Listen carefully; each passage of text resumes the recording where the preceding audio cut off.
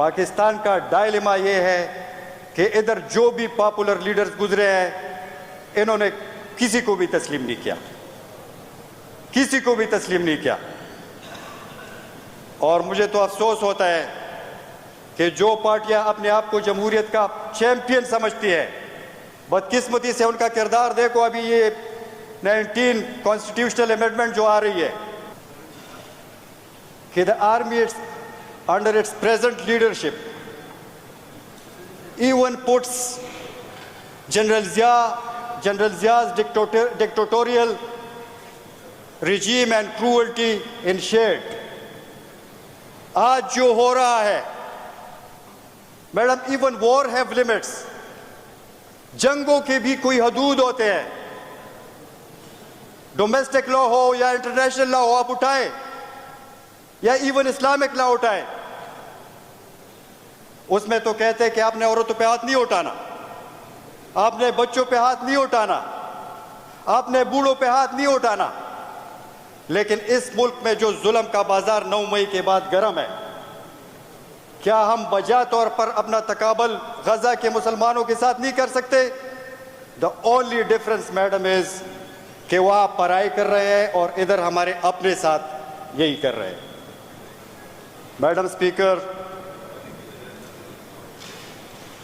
पाकिस्तान तहरीक इंसाफ क्या चाहती है? पाकिस्तान तहरीक इंसाफ हकीकी मानों में पाकिस्तान तहरीक इंसाफ में वो लोग शामिल है जो हकीकत में इस मुल्क से मोहब्बत करते हैं।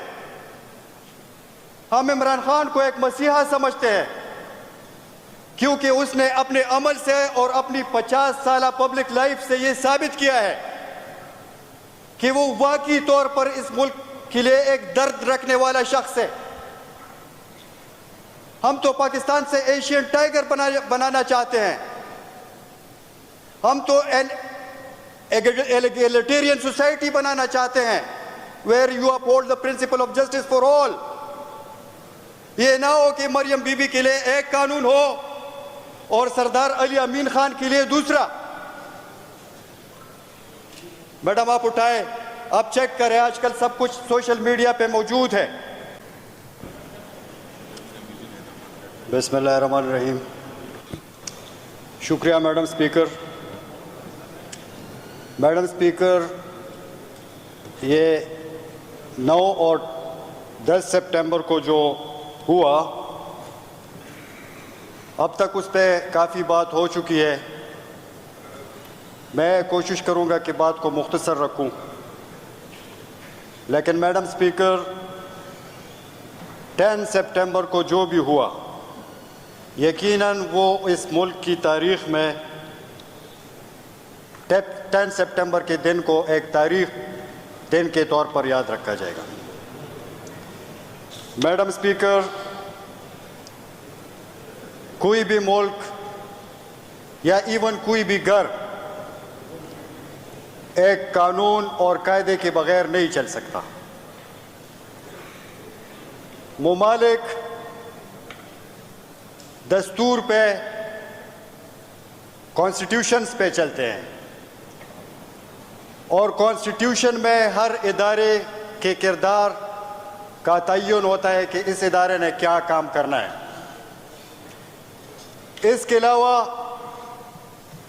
शहरियों के जो बुनियादी हकूक़ होते हैं, मसलन freedom of movement, freedom of expression, right to live, right to vote, ये सब हमारे वो हकूक़ है जो दस्तूर ने हमें दिए हुए होते हैं। लेकिन घर के बड़े अगर इन बुनियादी हकूक़ को सेटअप करने पे तुल जाए तो सवाल मैडम ये पैदा होता है कि ये घर कैसे चलेगा। मैडम स्पीकर, इज्तिमाई शऊर, कलेक्टिव विजडम एक चीज होती है। कौम 25 करोड़ की ये कौम अपने कलेक्टिव विजडम के जरिए ये फैसला करती है कि हमने कौन सी पार्टी को इक़्तिदार में लाना है या किस शख्स को वज़ारत उज़्मा की कुर्सी पे बिठाना है। और कौम, ये पार्लियामेंट जो है ये कौम की इज्तिमाई शऊर की अलामत है। लेकिन आप अगर कौम के उस फैसले को रद्दी की टोकरी में डालते हो और चंद ताले आज़मा डफर्स बैठ के FA पास डफर्स पर बैठ के कौम के इज्तिमाई शऊर को रद्द करते हो तो सवाल ये बनता है कि मुल्क कैसे चलेगा। मैडम स्पीकर साहिबा,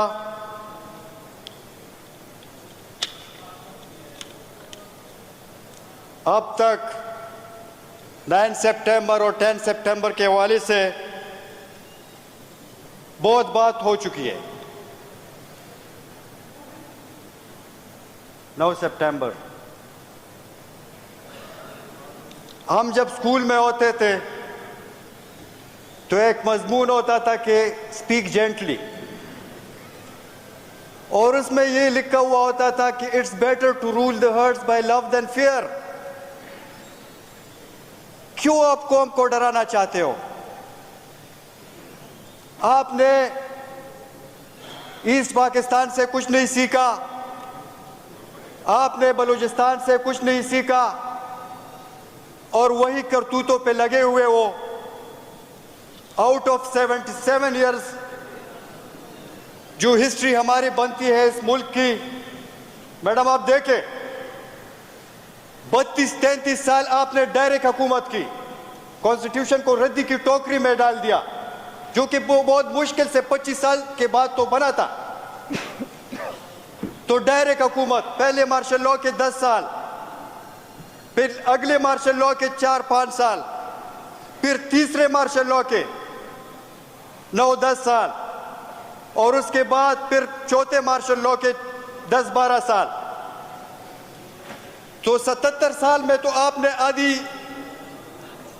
आधा जो टाइम है वो तो डायरेक्ट हुकूमत की, फिर बाकी के 35-40 साल किंग्स पार्टी वाला किरदार, किंग्स मेकर वाला किरदार आपका रहा। और आगे से जो फिर ब्लेम आता है तो वो वही सियासी लोगों पे। मैडम स्पीकर, बहुत अफसोस के साथ कहना पड़ता है कि the army under its present leadership even puts General Zia's dictatorial regime and cruelty in shade. आज जो हो रहा है madam, even war have limits, जंगों के भी कोई हदूद होते हैं। डोमेस्टिक लॉ हो या इंटरनेशनल लॉ हो, आप उठाए या इवन इस्लामिक लॉ उठाए, उसमें तो कहते हैं कि आपने औरतों पे हाथ नहीं उठाना, आपने बच्चों पे हाथ नहीं उठाना, आपने बूढ़ों पे हाथ नहीं उठाना। लेकिन इस मुल्क में जो जुल्म का बाजार 9 मई के बाद गर्म है, क्या हम बजा तौर पर अपना तकाबल गजा के मुसलमानों के साथ नहीं कर सकते? The only difference madam is कि वह पढ़ाई कर रहे हैं और इधर हमारे अपने साथ यही कर रहे हैं। मैडम स्पीकर, पाकिस्तान तहरीक इंसाफ क्या चाहती है? पाकिस्तान तहरीक इंसाफ हकीकी मानों में, पाकिस्तान तहरीक इंसाफ में वो लोग शामिल है जो हकीकत में इस मुल्क से मोहब्बत करते हैं। हम इमरान खान को एक मसीहा समझते हैं क्योंकि उसने अपने अमल से और अपनी 50 साल पब्लिक लाइफ से ये साबित किया है कि वो वाकई तौर पर इस मुल्क के लिए एक दर्द रखने वाला शख्स है। हम तो पाकिस्तान से एशियन टाइगर बनाना चाहते हैं। हम तो एगलिटेरियन सोसाइटी बनाना चाहते हैं, where you uphold the principle of justice for all, ये ना हो कि मरियम बीबी के लिए एक कानून हो और सरदार अली अमीन खान के लिए दूसरा। मैडम आप उठाए, आप चेक करें, आजकल सब कुछ सोशल मीडिया पे मौजूद है। हमारे नेशनल असेंबली के सिटिंग स्पीकर या इवन डिफेंस मिनिस्टर या जनाब मोहम्मद नवाज शरीफ साहब, इन्होंने एस्टेब्लिशमेंट के बारे में क्या कुछ नहीं कहा। एक ने कहा अभिनंदन के मामले पर केस के टांगे कांप रही थी। वो सिटिंग डिफेंस मिनिस्टर है आपका या स्पीकर है नेशनल असेंबली का। मियां साहब ने खुद सिटिंग आर्मी चीफ और उस वक्त के सिटिंग DGI को डायरेक्ट चैलेंज किया, लेकिन उनके लिए एक कानून। और अगर हम कोई बात करें मुस्बत तरीके से, क्योंकि हम पाकिस्तान की भलाई चाहते हैं, हम ईमान से ये समझते हैं कि अगर आपने पाकिस्तान को की बेहतरी करनी है तो इस कैदी नंबर 804 को वापस लाना होगा। और सितम ज़रीफ़ी तो ये है कि एक तरफ दुनिया उसको ऑक्सफोर्ड यूनियन का प्रेसिडेंटशिप के लिए नॉमिनेट करती है, दूसरी तरफ खुद अपने मुल्क में आप उसके साथ क्या सलूक कर रहे हो। पाकिस्तान का डायलेमा ये है कि इधर जो भी पॉपुलर लीडर्स गुजरे हैं, इन्होंने किसी को भी तस्लीम नहीं किया। और मुझे तो अफसोस होता है कि जो पार्टियां अपने आप को जमहूरियत का चैंपियन समझती है, बदकिस्मती से उनका किरदार देखो। अभी ये 19 कॉन्स्टिट्यूशनल अमेंडमेंट जो आ रही है, उनका किरदार जरा देखो, या इवन 10 सितंबर के हवाले से वो मम है या उल्टा उनको सपोर्ट कर रहे हैं। परसों एक कानूनी इजाजत के बावजूद कि जबकि हमें कानून और आईन इजाजत देता है कि जाओ जलसा करो, एक इलेक्टेड CM जो कि यहाँ के 5 करोड़ अवाम का नुमाइंदा है, उनके साथ आपका सलूक देखो। अगर मुल्क को सही मानों में चलाना है, अगर यहाँ इकोनॉमिक स्टेबिलिटी लानी है, तो इसमें कोई दूसरी राय नहीं है कि आपकी जो सियासी एक अमन ना हो, मुल्क में सब चीजें कॉन्स्टिट्यूशन के मुताबिक ना हो, तो आपकी इकोनॉमिक स्टेबिलिटी पॉलिटिकल स्टेबिलिटी के बगैर नहीं आ सकती। और अगर पॉलिटिकल स्टेबिलिटी आपने लानी है तो पाकिस्तान तहरीक इंसाफ को अपनी स्पेस देनी है, तब जाके आपकी इकोनॉमिक स्टेबिलिटी आएगी और ये मुल्क आगे चलेगा। आज मैडम सबसे ज्यादा जरूरत इस अमर की है कि तमाम सियासी जमातें, पाकिस्तान के तमाम पॉलिटिकल स्टेक होल्डर जो है, वो आए और बैठे कि इस मुल्क को किस तरह चलाना है। आया जो इन 75 साल में जो तौर तरीके रहे हैं, उस तरीके से इस मुल्क को चलना है कि कौम एक फैसला करे अपने वोट के जरिए से, और आप कौम की राय को रद्द करके विक्ट्री को डिफीट में तब्दील कर देते हो। सुप्रीम कोर्ट में ऐसे जजेस को लाने की कोशिश करे गैर आईनी तरीकों से, और जब इसमें उनमें भी नाकामी हो तो फिर प्रेसिडेंशियल ऑर्डिनेंस के जरिए कि किरदार क्या होना चाहिए। तो पहले तो ये डिसाइड करना पड़ेगा कि आया इस मुल्क को कॉन्स्टिट्यूशन के जरिए चलाना है या कॉन्स्टिट्यूशन को साइड पे रख के दूसरे तरीकों से चलाना है। और ये हम सब जो पार्लिमानी जमातें हैं, जो सियासी जमातें हैं इस मुल्क की, परसों फाजिल दोस्त ने कहा कि सियासत एक साइंस है। मैं कहता हूं कि politics is the finest art and the most creative profession.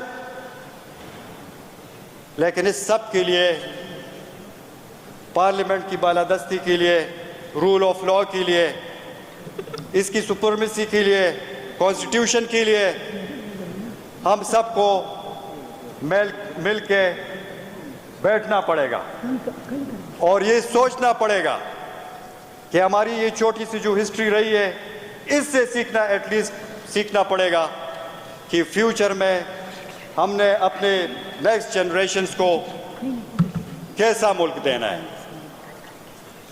जनाब स्पीकर, आखिर में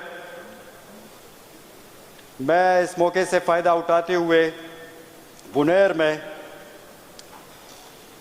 परसों अमन पासून के ज़रिए खदुखेल के गयूर अवाम को मुबारकबाद पेश करता हूँ कि अमन की खातिर वो निकले हैं।